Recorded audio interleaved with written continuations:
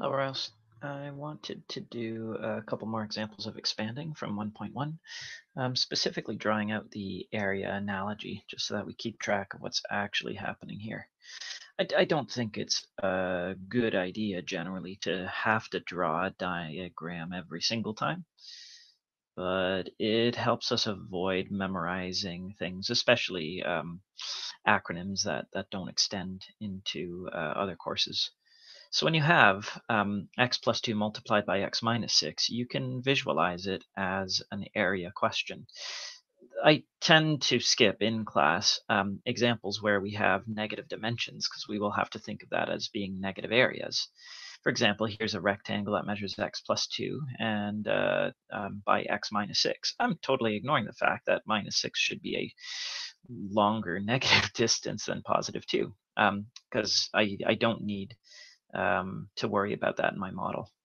I find the area of all of these sections. This area right here is a square of area x squared. This rectangle is x by 2, so it is of area positive 2x. This rectangle right here has dimensions x by negative 6, so it has a negative area if x is positive. And this rectangle right here is of area 2 by negative 6, that's negative 12. And that shows you where all of these multiplications take place. That if you think of a first, outside, inside, last, you see the firsts, you see the outsides, you see the insides, you see the lasts in there. It's more of an understanding than a memorization. That'll end up with x squared and then a net x area of negative 4x and minus 12. Also very important to keep in mind when we start factoring is that these terms are like terms. This is an x squared area. This is a constant area. These are x areas. They are like terms and can be collected even though they are separated here. Okay. Let's try the x minus 7 times x minus 2 with an area diagram. Notice I don't pay too much attention to the specific dimensions when I'm drawing either. When you are sketching for me, I will not need your sketches to be that accurate as far as scale goes. What I'm looking for is appropriate curvature. So we've got an area of x squared, x by negative 7, negative 7x, x by negative 2, negative 2x, and negative 7 by negative 2, positive 14. Which explains, starting with an equal sign and no longer seeing the need for brackets, why my total area would be represented by x squared minus 9x plus 14. Again, in preparation for factoring, notice that the numbers 2 and negative 6 are both factors of negative 12, and those factors have a sum of negative 4. Notice that 7 and 2 are factors of 14, and those factors, negative 7 and negative 2, have a sum of negative 9. All of that will be helpful when we start factoring. Okay, where the acronym of FOIL starts to break apart is like the example that we did in class when we have a trinomial multiplied by a binomial. And I might as well just jump into, I don't know, I'll just make one up here. Let's say x squared minus 6x plus 5 multiplied by 3x minus 2. I don't know. My directions are expand and simplify. I'm going to argue that expanding isn't actually simplifying that much. This is in a factored form. I could probably even get it to a more factored form here, which might be simpler for me. But expanding is going to be useful to get it into a standard form.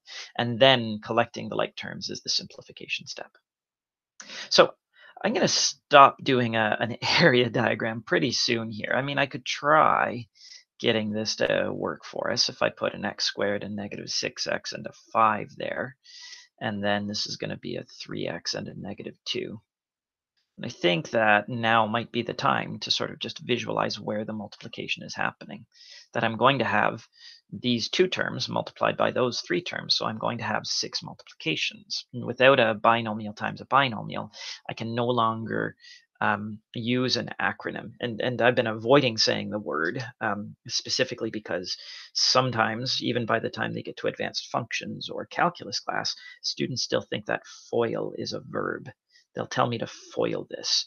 And I don't need to pretend that I don't understand what that means because FOIL is not a verb and it is not a math term. It maybe was useful to help you memorize how to do something, but I don't think it helped you understand what was going on. It got you the right answers. To me, it's like training wheels, and I think it's time to take the training wheels off. Okay.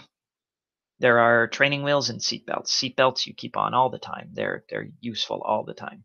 Training wheels you take off eventually. Foil is training wheels. Foil will not work here. Okay. You don't need to draw the area though to see. You're going to have to do this term times that term, this term times that term, this term times that term, this term times that term, this term times that term, this term times that term. It doesn't matter what order you multiply in either. You could do, I've seen students do first times first, second times first, third times first, first times second, second times second, third times second. You'll notice I was a little bit slower with that multiplication because that's just not the way that I see things. I like doing first times first, first times second, second times first, second times second, third times first, third times second. And I'm not memorizing those words. I'm just sort of seeing the placement. Now, some teachers will ask you not to show arrows as well because they say that the arrows aren't math symbols. I think that's a little silly. I think drawing diagrams here might sort of help you realize what's going on. Again, as long as you're not saying, oh, I'm going to double rainbow this, or I'm going to moon rule this, or I'm going to crescent rule this, because those are not math terms. Let's do x squared times 3x, 3x cubed, x squared times -2, -2x squared. I'm removing the brackets when I multiply through them. -6x times +3x, -18x squared. -6x multiplied by -2, +12x. +5x times +3x, +15x. +5 multiplied by -2, sorry about the space, constant -10. And an added benefit, maybe coincidental here, is that when I multiplied, my like terms are all collected. That's not much of a benefit, really. If my like terms weren't collected, I would not take a step to write them side by side. One quick check you can do if you're worried about missing terms when you have higher order polynomial expressions like this is just count them out. You should have 3 times 2 terms, 3 groups of 2 groups of terms. That's 6 terms. I can see the 6 terms that I'm going to have in my area diagram here. 1, 2, 3, 4, 5, 6. I think I got them all. I will have only one 3x cubed term. I'm going to have a couple of x squared terms. I'll collect those to -20x squared. I have a couple of x terms. What's that? +27x. And I have one constant term like that. Okay. Now, last thing that I want to show you, and this is just as sort of an option. Often students in grade 10 are able to multiply this in one step without showing all of the distribution. Here, I don't think that you want to try to see -2x squared minus 18x squared in one step. I don't think it's worth it. I think students that try to do that usually just make a simple mistake. And a question like this is not worth that many marks, so you don't want to risk it.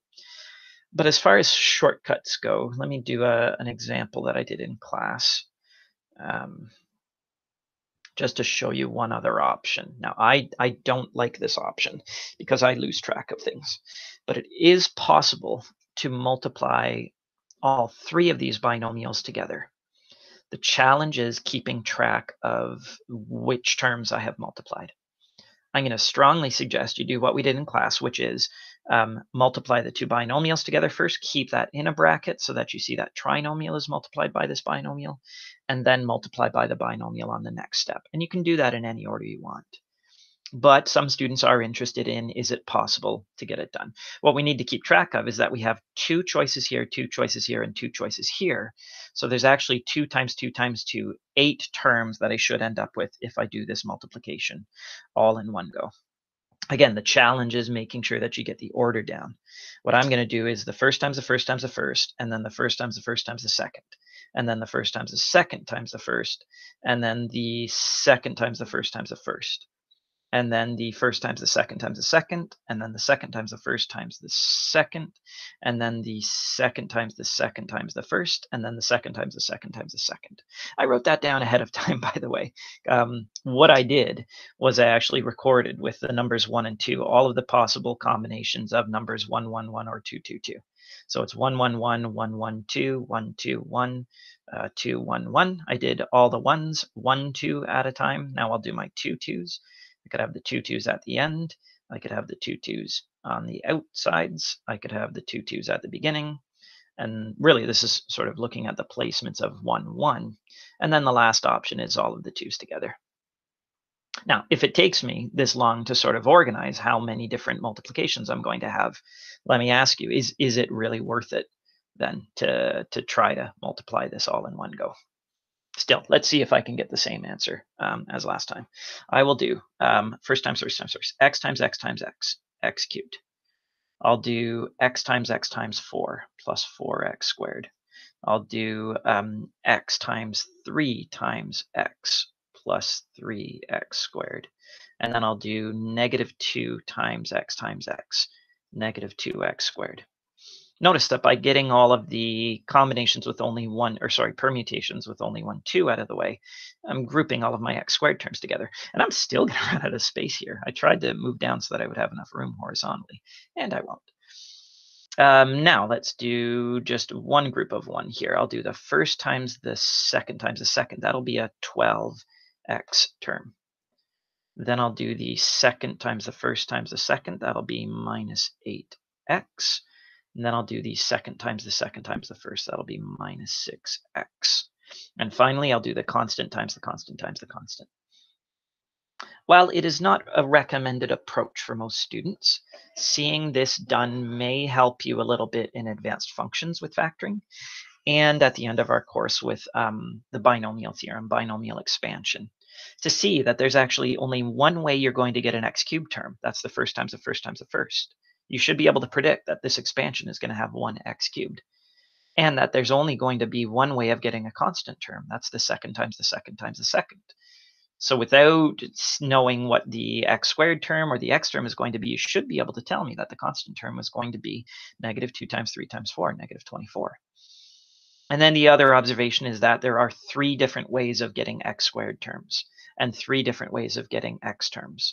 If you're hearing the pattern 1, 3, 3, 1, I wouldn't expect you to recognize this as part of Pascal's triangle, but that's where we'll get to. It's actually the very last lesson of our course. When I collect these like terms, 4x squared plus 3x squared, 7x squared minus 2x squared plus 5x squared.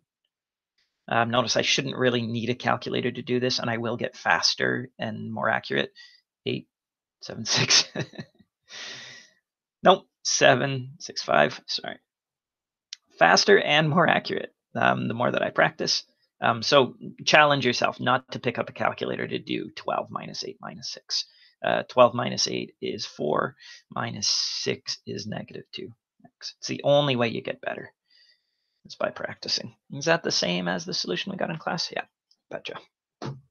I have had one student draw a really nice 3-dimensional diagram of an expansion like this to sort of show that you can use a volume model to visualize expanding this. But again, I think even drawing the diagrams is training wheels. So draw it to make sure you understand, especially with the powers of binomials, to convince yourself that powers are not distributive, that exponents are not distributive through sums. And then once you get that idea, you don't want to have to draw it out every single time. I'll be drawing it when we factor, but not every single time.